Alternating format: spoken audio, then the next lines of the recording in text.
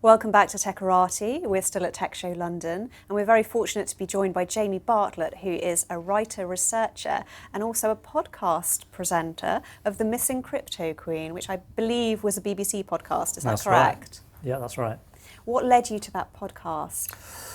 Oh, well, do you know what's a strange thing? This is the biggest Ponzi scheme probably since Bernie Madoff, with a fake cryptocurrency involved. And a BBC producer got in touch with me out of the blue like 3 years ago, saying someone had just pitched her this cryptocurrency, sounded really dodgy. Would you like to sort of look into it together? And we looked into it. And it turned out it was the most intricate, sophisticated, complicated scam that you could imagine. And then literally since then, I've been working on it non-stop, trying to unpick it. I mean, we're talking about 1 million people that have invested upwards of 3-4 billion euros in what essentially is a Ponzi scheme. So this requires lots of very in-depth investigative work. How do you go about that kind of research? Where do you start? What do you get involved with? And how does it affect you? Well, how you usually... There's in my experience, and I've written other books as well, and it often involves fraud or crime or sort of deviant behaviour. Nothing is as good as speaking to people that have been involved somehow. So you've got to make a lot of phone calls. A lot of people put the phone down to you as well. A lot of people ignore your requests to chat. Yeah. But nothing beats getting out there, phoning people up, figuring out what's really happening. You never get the full story when you read it online. You've got to go out there and try and find people. So there's just a lot of legwork. And every time you see a story online, you have no idea often how much you don't see, how many interviews didn't get included that you did for background to understand certain aspects of the story. So there's no secret. There's no secret. It just takes a lot of time, a lot of phone calls, a lot of meeting people. People want to talk off record. People want to give you clues, and then you've got to spend a lot of time on the internet, often trying to piece together really like little breadcrumb clues all over the place. You know, a sighting, a company name, something here, and just a lot, what can I say? A lot of hard work. It really is the stuff of drama, isn't it? And also there's a strong journalistic quality to what you do. Do you have a background in journalism at all? No, but I have a background in research methodology. Got a master's degree in research methods. And have you directly applied that to what you do, or do you think it's just sort of filtered through naturally? Probably more the latter, more just understanding how far you can push things, how to find certain bits of information, how to have sort of skepticism about things. It's more that, I'd say, than specific techniques, because when it comes to doing online research, a lot of it's quite new, so there's no body of knowledge that you know is the sort of agreed industry standard. But the key thing to me was always, how do you write about technology in a way that ordinary people understand or are interested in? Because I would always read about tech, and it dominates so much of our lives. And often it was just so complicated, even for me. And I think about, but what about people that don't even follow this? Just you want to switch it off. It's so dull. And you can't let that happen because of how important it is. This is why the Crypto Queen story was important, I think, because I know the BBC really wanted a story that got into crypto, that people could sort of understand it and also understand the risks of investing. And this involved like a woman on the run, a missing person. Hence the missing crypto queen. The missing crypto queen, she's still missing. So it was like a way of talking about tech and crypto through the prism of finding basically a fugitive. So you're always looking for these ways of telling stories about technology that are dramatic, exciting, just to get people into it. Yes, everything you do includes narrative. It's highly interesting. And you've written a lot about the dark web, and your book is entitled... Yeah, the dark net. Yeah, bit of rivalry over the dark web and the dark net. Okay, are they different places? Is it the same thing? It's basically the same thing. I like to say the dark net because that's the name of my book. But dark web is equally accurate. And for people who haven't sort of dabbled in that space, which I imagine will be many of our viewers, how would you describe it spatially or in terms of logic? does it guide you into certain spaces? Is it a series of alphanumerical codes? Yeah. What is it? Yeah, so the simplest way to understand it is basically like a load of websites that kind of sit on top of the normal internet, but that you can't access with a normal browser. It's like you need a special web browser to go on there. The URLs are not like bbc.co.uk. No. They're a string of like jumbled numbers and letters, and they finish .onion, not .com or anything like that.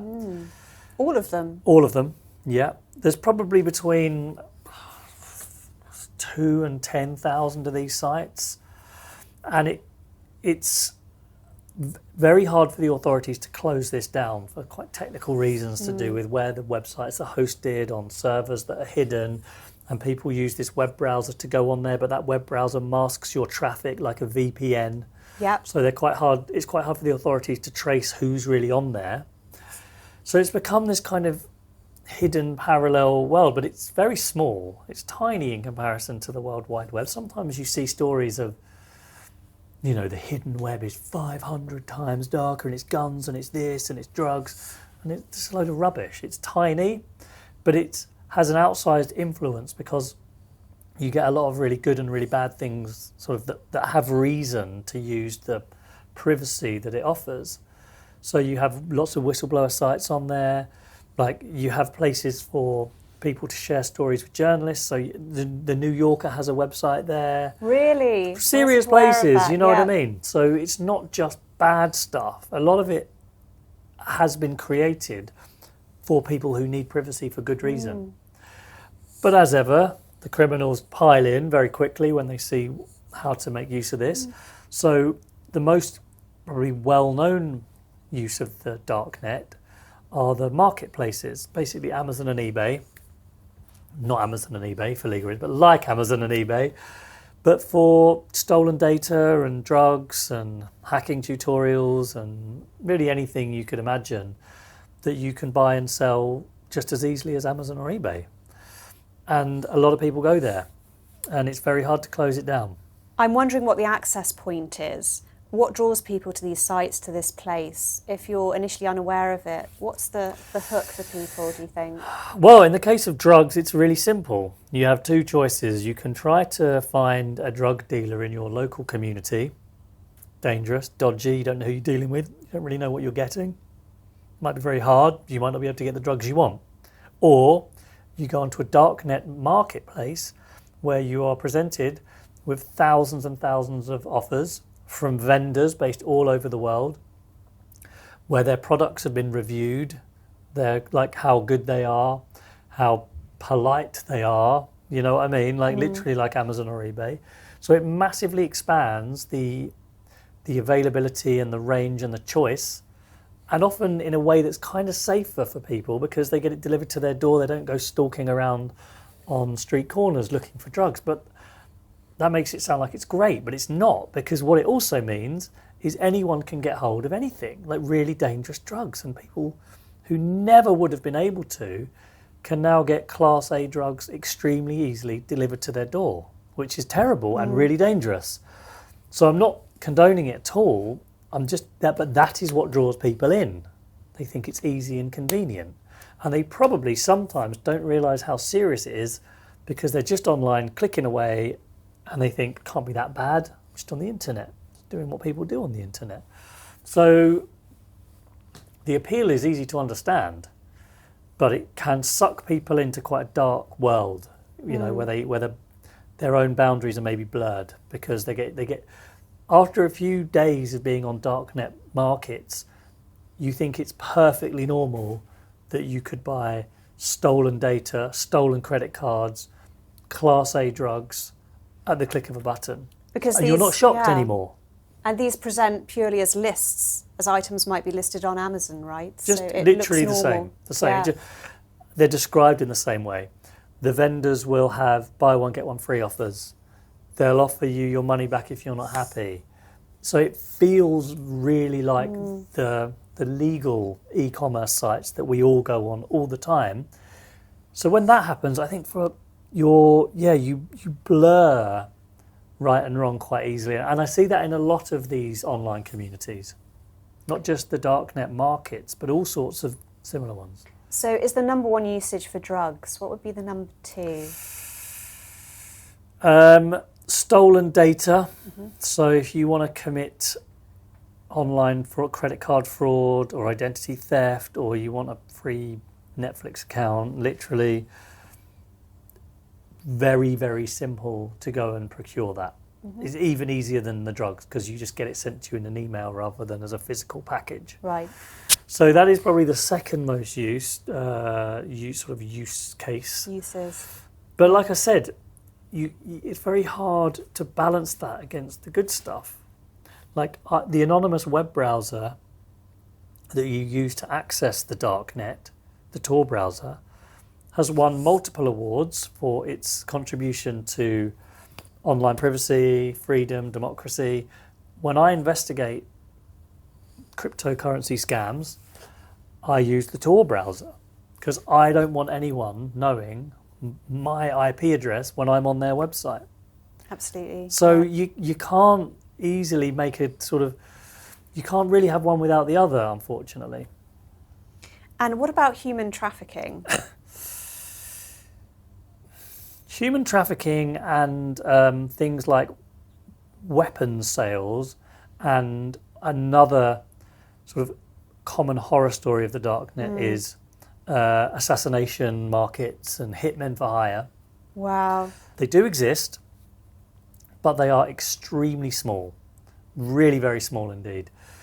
I think they're written about a lot because they're so shocking, but they're not actually the main use at all. They do exist, but there's often scams within scams. So you might have, for example, someone offering to traffic people through the darknet, but it can often be an FBI agent who's actually on the other side receiving your Bitcoin. So this is one of the reasons that the very, very serious acts of criminality like that can often be undercover agents and this kind of stuff. But that's not to say that it doesn't exist. But you've got to remember, I mean, in terms of how many people are trafficked and how, 99.9% of it is not done through the darknet. It's done physically, it's physical world stuff that we see all the time.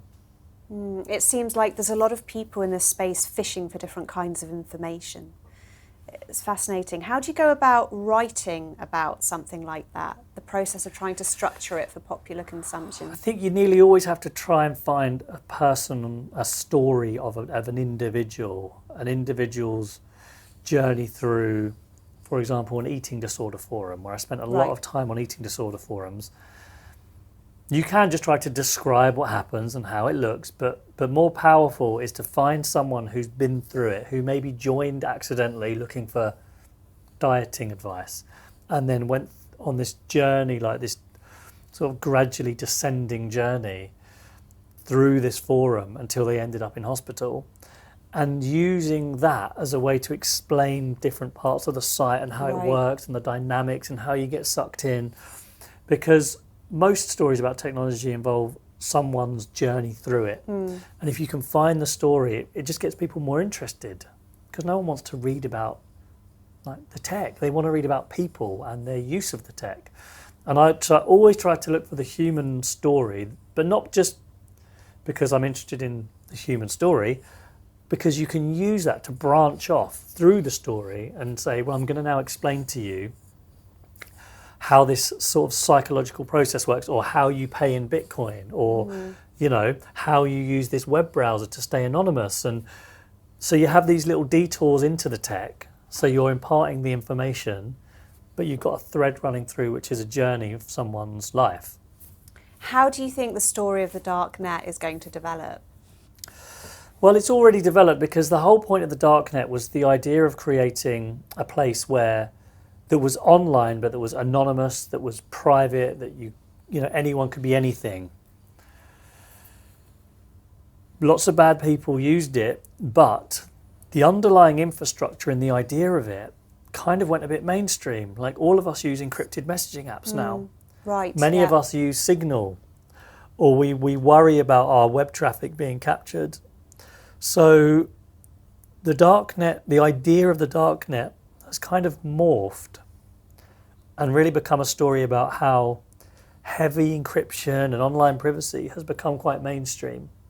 And I think that's been its real impact, that it's not weird anymore to talk about. You remember you'd read in the newspaper, like, they were using encrypted messaging apps, and it sounded really creepy. Yeah. It's like, oh, you mean WhatsApp? Yeah. That everyone's on. Now, that's not weird. It's highly hackable. Well, but it's not weird to use encrypted messaging apps, is it? And No. so I think that's been the journey of the darknet. So everything's been normalised. What are you going to tackle next as a subject, you know? Well, I'm still tackling the missing crypto queen because she's still missing, and I can't leave it until we solve the mystery of it all. What do we know about her? Well, that she's extremely wealthy, that she's been on the run now for nearly 4.5, 5 years, and she's very well connected, and her appearance has changed, and her name's probably changed, and she's probably got fake passports. So she's very hard to find. Let's just put it that way. How do we know that it's a she? What do you mean still now? Well, because, I suppose we don't. Maybe she's changed gender or sex. But I mean, it was a she when it was founded because she was very public. She was a very sort of public figure. A German-Bulgarian businesswoman, PhD in law, master's degree from Oxford, 5 years working at McKinsey's, really credible, serious person who just vanished off the face of the earth with hundreds of millions of pounds in October 2017. And with that sort of money and, good connections, it's easier to disappear than you think. Of course. Some people imagine, everyone's got phones these days, you can't vanish, it's impossible. But it is actually possible. Do you think she's alone? No, and she's helped. There are people who know who she is who help her stay hidden, but they want to be paid. Yeah. Wow. And have you ever felt that there's been a threat to your privacy and safety because of the research that you're doing? Yeah, a little bit. I have to be a little bit careful about what I put online sometimes, but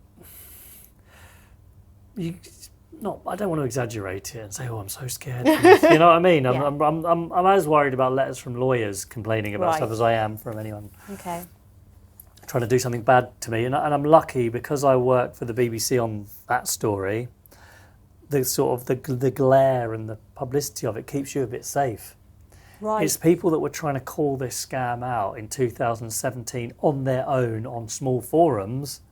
They're the ones that you can. Vulnerable. They're more vulnerable because people aren't normally stupid enough to try and, do damage to a BBC journalist who's very public. So I feel protected by the scale of limelight. it all. Yeah, Wow. and other people weren't. That doesn't appeal to. Not everyone has that. So I feel like I'm obliged to use that to keep going. And is there anyone like her? Is this a very unique story? Do you think there are several people that do what she's doing? There's a lot of people who go on the run because if you just look at the Europol or Yeah. Interpol or FBI's most wanted list, there's a lot of people on the run with a lot of money. And some of them are fraud-based crimes as well, white-collar crime. So in that sense, no. There's also people that have pulled off big cryptocurrency scams. So also there's others like her as well, but she is an unusual combination. The scale of it, the ability to disappear for so long, but yet be so recognisable, that's an unusual combination. What do you think motivated her? Probably just greed. I looked for a long time for deeper motives. Greed is a good a motive as any. I mean, Yeah. a lot of us are driven in some way by greed, and underlying greed, a sort of belief that you're very special and very talented and that should be recognised by people, so you should be very wealthy and powerful and influential. So status, but status and greed, that's probably enough. I mean, it motivates wars, doesn't it? It motivates. It's powerful enough. Yeah, exactly. Okay. And what areas of research would you like to spread out into in the future? One thing I'm really interested in at the moment, and maybe it's just because I'm getting older, or maybe it's because of COVID, or maybe because it's like we're on the brink of nuclear war, is that I'm really interested in digital assets when you die. Like what happens to all of your accounts and your usernames and your crypto assets and the software that you've bought that other people are then going to have to deal with, either because they're valuable or because they need to be updated or because there's things they need to find. And you dying, I mean, your digital shadow's still out there and someone's got to clean it up and manage it for you. And I just think that in the coming years, as more and more of us have lived more and more of our lives online and we get older and older, it's going to become a bigger and a bigger problem. And I don't think we're really like legally set up for it or emotionally set up. Like I don't think we think about this stuff. I don't think we're ready for it. And you hear a growing number of stories about people who say, my Facebook, my partner's Facebook page is still open. I can't get it shut down, or I can't access these accounts. They didn't tell me the password for their crypto wallet. There's a lot going on there. And so I really want to sort of dig into that a bit more. Yeah, the legacy. And also you don't expect the legacy of the person to be so live. Baby boomers certainly, didn't realise that things would be captured on social media in quick time. Yeah. That's fascinating. Is there a book in it? I mean, not right There now, might be. but maybe one day. Once I've sorted out the crypto queen, then maybe move on. Okay. I'm sure you'll find her in some way. Yeah. What would you like to come away from the exhibition with? Ideas, inspiration, conversations? Well, I always take a look around these exhibitions because I like to sort of use it to track how the industry's doing. Like the big, you get to just see what new technologies are out there, how much more AI is being used, or how much sort of GDPR compliant companies there are, and it gives you a little insight into how the industry's doing more generally. So I always like to just see how it's developing. When it comes to cybersecurity, for example, when I first started talking about this 7 or 8 years ago, the conferences were a lot smaller. The stands were smaller, the technology was probably less sophisticated. And I was really pessimistic because I thought we're never going to tackle the problem of cybercrime. It's too big and the industry's too small. Growing. But now I see how much it's grown, how much it's improved. And it does need money and investment and all this stuff.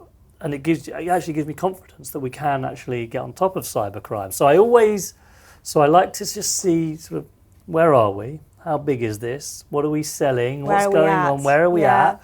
And it's interesting to see how much it's improved, how much better it's got over the last 5 years or so. But also, I think the real challenge is post-COVID now. Like a lot of the digital transformation that we've been talking about over 10 years has sort of sped up. The last 2 years, it's felt like 5 or 10 years crunched together in terms of how fast e-commerce has grown. And different industries have had to transition to new working from home. So anything that's about how quick has the world changed, really? Are we talking about a jump of 5 years, 10 years as to where we thought we'd be? And what are we going to do about it? That's what I think all of us have got to think about. Cool. So I think you'll be spending a lot of time in Cloud and Cybersecurity Expo, I imagine. Right. Yes. Yeah. I like, they always. Yeah. Jamie, thank you very much for joining us today, and I hope you enjoy the rest of the conference. It's been an absolute pleasure. Thank you. Thanks for having me.